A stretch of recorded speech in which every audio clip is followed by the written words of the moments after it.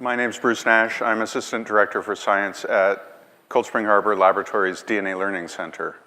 As many of you know, Cold Spring Harbor Laboratory has been an important place for research in biology and ecology and all things biological for a long time. But of course, it's most famous now for molecular biology and studies on plants, animals, especially humans lately, and disease and things like that. So I won't go into this in any great detail, but it was founded in 1890. It was one of the first places where molecular biology and human genetics were studied systematically, and it's been the home for 8 Nobel Prize winners. Much like this place, Brookhaven has many Nobel Prize winners that have come through the doors. And we've had a long history not only of doing science, but of teaching science, and the Learning Center is one of the educational wings. Okay. So Barcode Long Island is a student-driven biodiversity research project. Its aim is to support 600 student teams and around 1,800 students from high schools on Long Island, and that's the region, including Queens and Brooklyn. Part of our goal is to train over 200 teachers as their mentors through professional development programs and ongoing support both for the students and the teachers, which we've learned is really necessary. And the goal is to have students come up with their own projects, but with the overall theme of studying biodiversity and maybe changes in biodiversity on Long Island. And because we're a molecular biology place, we took a molecular biology approach, and we're using DNA barcoding to do this research. So the idea overall is to use a common set of tools, but allow students to develop their own ideas using those tools, which makes it hopefully manageable for us and for the teachers and students, but also gives them the freedom to develop their own ideas and test hypotheses that they come up with. And Maria will talk more about her experience as one of these mentors. Okay. So for instance, we can compare what Cold Spring Harbor Laboratory looks like now as compared to what it was like in the late 1800s and early 1900s when it was studied by scientists there. Okay. Whoa, something just went very quickly. Sorry about that. So in support of this, we took already developed barcoding research protocols and we adapted them for use by students. And that involved making the protocols for DNA isolation somewhat more universal so they can be used on different types of organism, cheaper so that we could afford to do this and maybe schools could do it once we didn't support them, and simpler, more robust. And then on top of that, we created websites that have all the information they need, websites to support their projects and allow them to write proposals and get feedback from that, and bioinformatics sites like DNA Subway on the right there, which support analysis of the sequence and allow them to do the bioinformatics in a more manageable way than having to use a lot of different tools, okay? So in case you don't know much about DNA barcoding, I imagine many people do in this room. It's essentially the equivalent of barcodes at the grocery store, only the barcode is in DNA sequence. So there's been a global effort to develop sites that can work as barcode sites in different organisms. These are regions that have enough diversity in the sequence to get close to species identification, although there's no universal barcode for all animals or all plants. The idea is that you can take just one small bit of sequence, compare it to other barcodes in a database, and get a good idea of what you have. And this is just an example of one sample from Cold Spring Harbor, well, actually 5 samples that all appear to be very closely related to each other, but in fact have slight differences. Let's see if I can get this to work. So here, in the way we have our viewer set up, differences from a consensus are highlighted to sort of make it look like a barcode, but also highlight differences. These ones all have many common differences from the consensus and a few variations between each other. So these are all probably one species, and these are variations in the barcode for that species. So this is how it works. Okay? And these are student samples, in case you're wondering. So basically, you take an organism, you get some DNA, you get it sequenced, you then use polymerase chain reaction to amplify a barcode region, make lots of copies of it, and we send it off for sequencing. And from the sequence, you can deduce relatedness to other creatures. Okay? So we've developed protocols for this. So we have things like lab manuals and online manuals that help. Students can do their isolations from a variety of creatures, and our isolations work pretty well for all of them. It's based on silica, which is very cheap and replaces kits that cost maybe $5 per sample with something that costs 15 cents. And the students then use molecular biology reagents and tools to isolate the DNA and get the barcode amplified. And we supply this to the student teams either by lending them the equipment if they don't have it, and many Long Island schools do, or having them come to open labs. And in fact, right now there's an open lab on campus here at Brookhaven National Lab for students, and a separate open lab at Cold Spring Harbor Laboratory at the DNA Learning Center, which is why my colleagues can't be here, the ones who are actually running the program. They're actually off teaching students right now. Okay. So once you have this, we send it off to GeneWiz. We got GeneWiz to offer sequencing for a very low cost relative to market cost of $3 per read. I'm not sure if we could do better than that in-house. And then this is automatically uploaded into DNA Subway, where students can do all the steps for the analysis all within this one web-based application.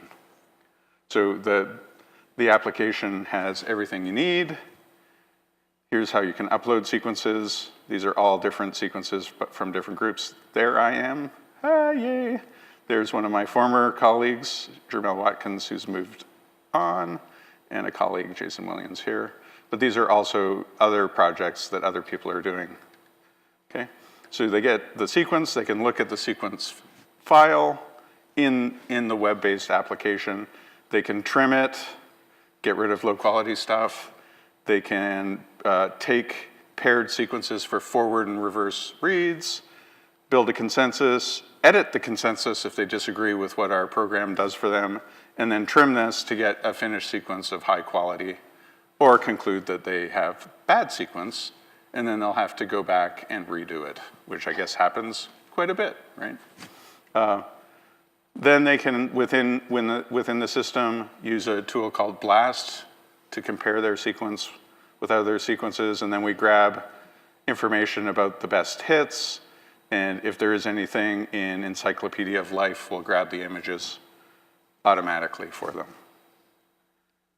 They can then take those sequences or upload other sequences or use some reference sequences that we have to build trees after they align the sequences and can identify all the differences. Okay, so this tool is a version of Muscle, which is a multiple sequence alignment tool, and then we highlight the spots that are different from the consensus sequence.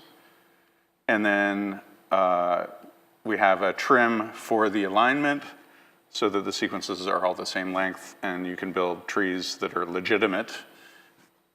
And here are some examples of some trees. We have two different types of trees that are in there automatically. Maximum likelihood, which I prefer for these barcodes, but we also have neighbor joining trees as well, which are useful for other projects. Okay? If they have a novel sequence and it's high quality and they can identify the species by taxonomy with the help of researchers, when we can get a taxonomist to help, they can then publish through DNA subway straight to GenBank. Okay, so we think it's a really iconic lab. It covers a lot of things in molecular biology. It allows students to build their own projects and study genetics, ecology, and conservation biology all at the same time. And the output is not only the students hopefully being engaged, more interested in science, learning things, but they also have the possibility of publications. We now have 3 student-based publications out there from efforts in barcoding and 12 manuscripts in preparation for students with mentors. They're not all from this project, though. There's some New York City projects. Okay. So just briefly, how's my time going, Tim? I wanted to come back to this, fine young gentleman, Dr. Charles or Chaz Davenport, who did some work early on the biodiversity in Cold Spring Harbor. So we went to as many publications that we could find, and we compiled this list of species that were around between the 1890s to the 1930s. I don't know how comprehensive their list was, and I know that our list isn't very comprehensive yet because our students don't get into diving suits and go to the bottom of the harbor. We generally stick to the shore in the intertidal zone.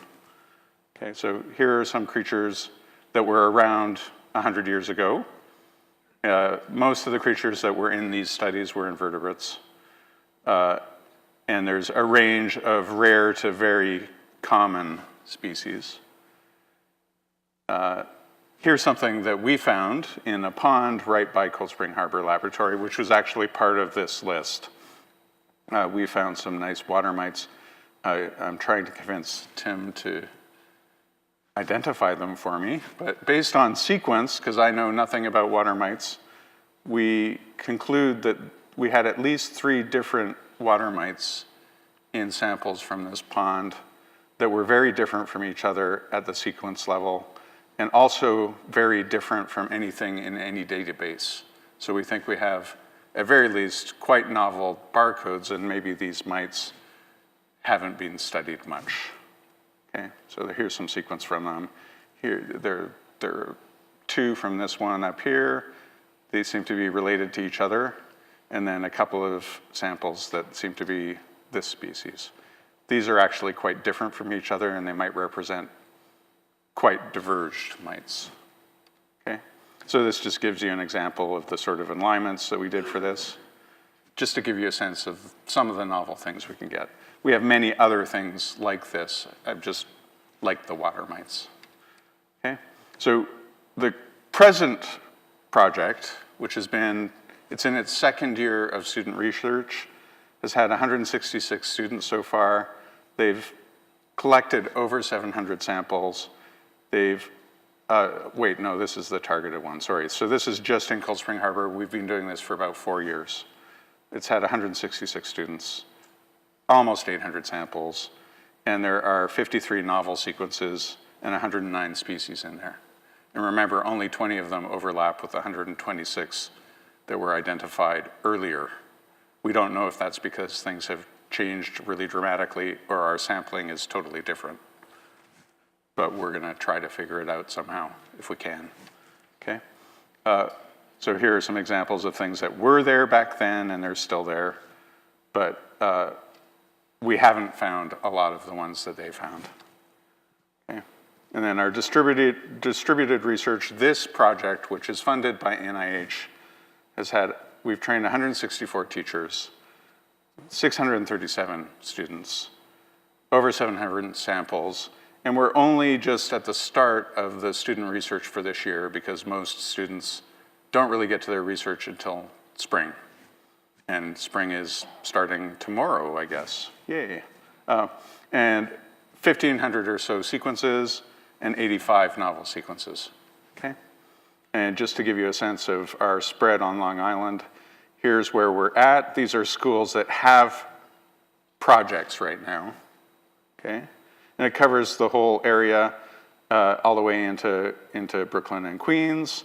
There's more density here, which may have something to do with where Cold Spring Harbor Laboratory is, but also where lots of people live. And out here, it gets a little more sparse, okay?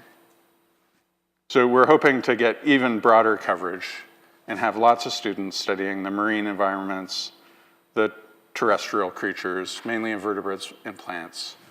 And hopefully it can contribute to other research efforts, including maybe some of yours in this room.